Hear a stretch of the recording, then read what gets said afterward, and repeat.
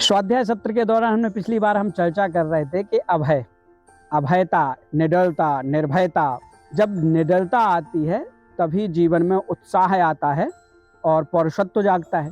पौरुषत्व जब जागता है तो हम संसार में सफलता की तरफ कदम बढ़ाने लगते हैं। लेकिन निडरता जीवन में आए कब? अमूमन सारे के सारे अपराधों की वजह जो होता है वो होता है हमारा छिपा हुआ डर है या छिपी हुई ग्लानि। जब मन में ग्लानि नहीं रहेगी और डर नहीं रहेगा तो व्यक्ति निडर होकर के अपने कार्यों को करने की दिशा में आगे बढ़ जाएगा। हमने चर्चा की थी कि अष्टांग योग को जो व्यक्ति समझने लगता है, स्वाध्याय के दौरान जब हम चर्चा कर रहे हैं अष्टांग योग में यम, नियम, आसन, प्राणायाम, प्रत्याहार, ध्यान, धारणा, समाधि, ये 8 अंग होते हैं योग को साधने के। इनका पहला जो है वो है यम। ये यम जिसने साध लिया, अभी नियम तक तो हमें पहुंचने की जरूरत ही नहीं है। निडरता का वर आपको, अभय वर कहाँ मिल जाएगा? जब हम इन 5 यमों को साध लेंगे। 5 यमों में पहला यम है सत्य। हमने झूठ नहीं बोला।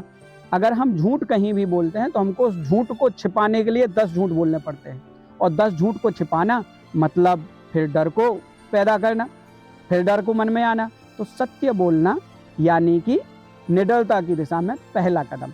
दूसरा है अहिंसा। अहिंसा मतलब किसी को अपनी तरफ से चोट न पहुंचाना।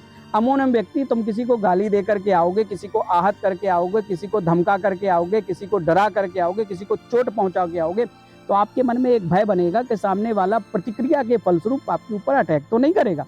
अहिंसा का मतलब ये नहीं है कि पूरी तरीके से अपने आप को बचा ले जाना। अहिंसा वहां भी होती है जहां समाज की रक्षा करने के लिए हमको कई बार कड़े कदम लेने होते हैं, तो वहां पर हिंसा की जरूरत पड़ती है। पर हिंसा जानबूझ करके ना की जाए। किसी को चोट पहुंचाने के लिए बुरी नीयत के साथ, बुरे कर्म के साथ जब आप हिंसा करके आएंगे तो आपको डर का सामना करना पड़ेगा। तो अहिंसा आपको अनचाहे डर से बचाती है।